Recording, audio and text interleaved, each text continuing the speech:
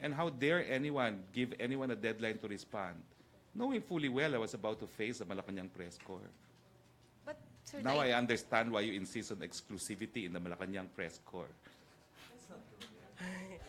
But sir, about the idea of better informing the public, sir, you don't think it would serve you well if I you do not respond? know because you did not give us an opportunity to speak, and it was really rather arrogant. You give me your response within the hour, despite the fact that we explained that we're about to have our regular press briefing. So as far as I'm concerned, that's very bad journalism. I will formally write to Reuters. As an advocate of press freedom, I thought that was really foul.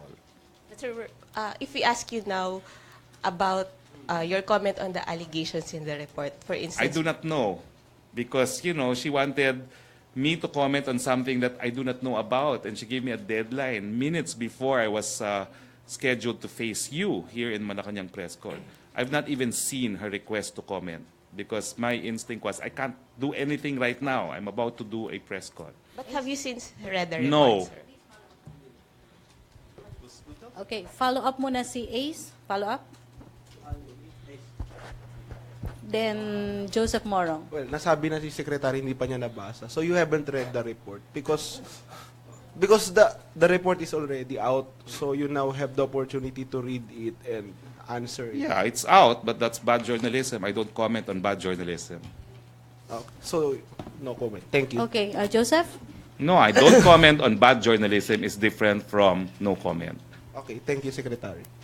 I'll try to push the matter. In the story, the storyline there is that there's a patay, no? There's a policeman from Davao who was transferred here in Quezon City and who allegedly was the, what do you call this, the killing group. And Station 6 was dubbed as the most, was that the term? The most dangerous police station. Station 6, most lethal police station. Station 6, Batasan, you're familiar with the malapit lang sa Congress yun, di ba? So, you can comment that there's a group of policemen from Davao who's doing the dirty work for the drug war. What I do know is there is a writ of amparo issued by the Supreme Court against the police station. So the response is, we're not taking it sitting down. Government, when that petition for amparo was filed in the Supreme Court, did not oppose the petition. And that's why the Supreme Court issued the writ of amparo. So question, is government sanctioning the alleged operations of this Davao group? Clearly not, because in that petition, government did not oppose it. In effect, government agreed with the allegations of the petition, and that's why there was a writ of protection issued. That's why I'm very, very upset at that really bad journalism of Reuters. All right, so that's what you could have told Reuters if they had more time. And it's a matter of record. The writ of amparo was directed against the same police station that she wrote about. So the only issue here in terms of human rights is that the state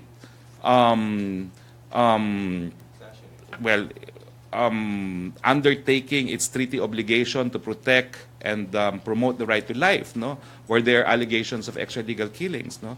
And the obligation of the state is to investigate, punish, prosecute, and give the victims adequate domestic legal remedy. We did. The Supreme Court and the OSG did not oppose, issued the writ of protection, writ of amparo, which includes the duty to investigate alleged perpetrators of human rights violations. So that's a matter of record. There's a decision of the Supreme Court in this regard.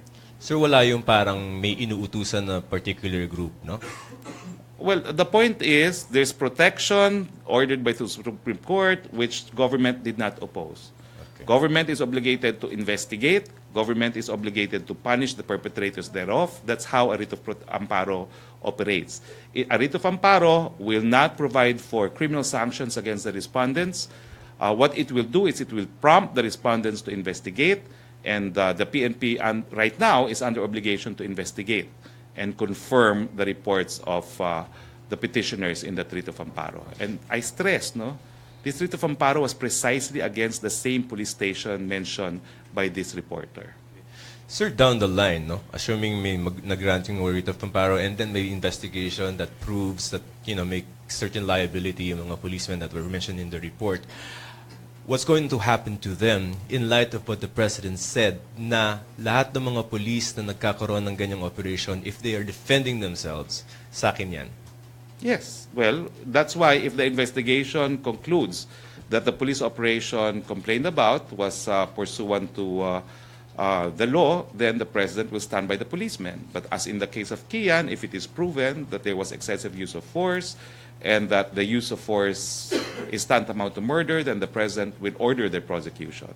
Now, the nature also of the writ of amparo is that the court itself will inquire from the PNP regularly what is the status of the investigation, what can you tell us about the truth or falsity of the claims made by the petitioners. Okay. All right, thank you. Other issue? Dexter Ganibe to be followed by Pia, then Philip. Rizal. You know, I hasten to add, had she only checked her facts, she should have known about the writ of amparo.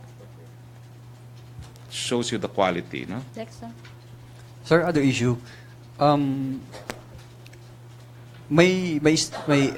po ang pananaw ng Malacañang doon sa 6 million Christmas party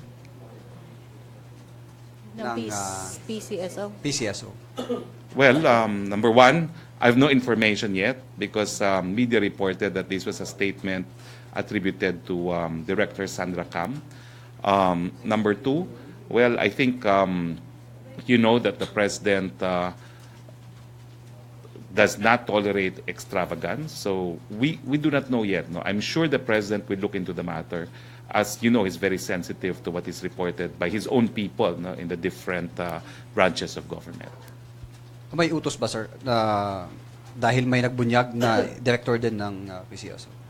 Na, Well, let's just say that To look with or into it. without an order, the president takes heed. Okay. Other issue? May follow-up question? Other issue, Pia?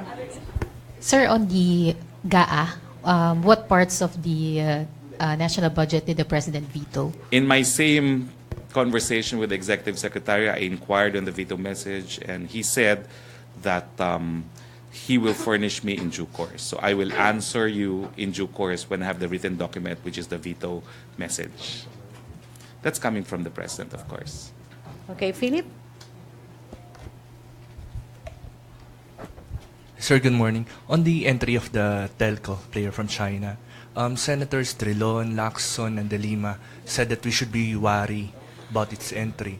Senator Trilon said, pointed out that China Telecom is owned by the Chinese government. Could you have a comment, sir? Well, they shouldn't worry because government is already worried. That's why in the last cabinet meeting, when Secretary Rio reported on the steps taken on the third telco, the marching order really is to ensure the country's cybersecurity. No? So other than the fact that we will take steps to protect our cybersecurity with the entry of China Telecoms, I can't say anything else. Will they be required, I mean, the telco and its local partner, to secure a legislative franchise from Congress? Because the President said it should be up and going by the first quarter. Well, I think the fact that they're only entitled to minority shares would mean they would have to partner with a Philippine corporation with an existing franchise. We do not know. The predisposition of DICT is to form a consortium of Filipino companies. So that first quarter target is still doable. That's the order, the marching order of the president. Thank you, sir. Follow-up, Celerina? Sir, during my interview with Secretary Rio the other day, he told Rio? me... Yeah, Yes. the ICT secretary. He told me that it doesn't follow daw na it's the Chinese Chinese telecom which will enter the Philippines. Parang there will be a criteria that they will be presenting, and it would be up to the consortium to choose which partner, foreign partner. So, like for instance, daw Telstra. So, ganun ba talaga, sir? Or China na talaga? Well, all I can say is that in the bilateral with the Chinese premier, the president invited China to provide the third telecoms player. As to the details, I do not know.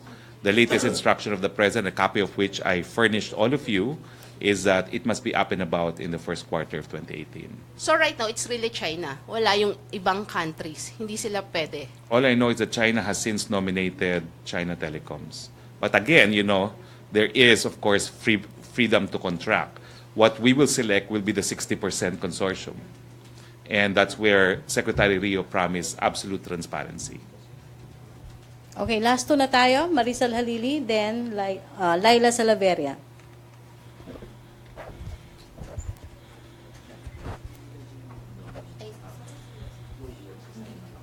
Sir, on the BBL, can you tell us at least some of the provisions that the President considers constitutionally infirm? Actually, I heard him with the rest of you when he mentioned that there's some which might contravene the Constitution, but I've not since had occasion to sit down with him and ask him which provisions these are, although Senate President did single out that you can't have a different form of government within the Bangsamoro entity, different from the presidential form of government. That's what Senate President Coco Pimentel, our bar top notcher, observed, which we, of course, agree with.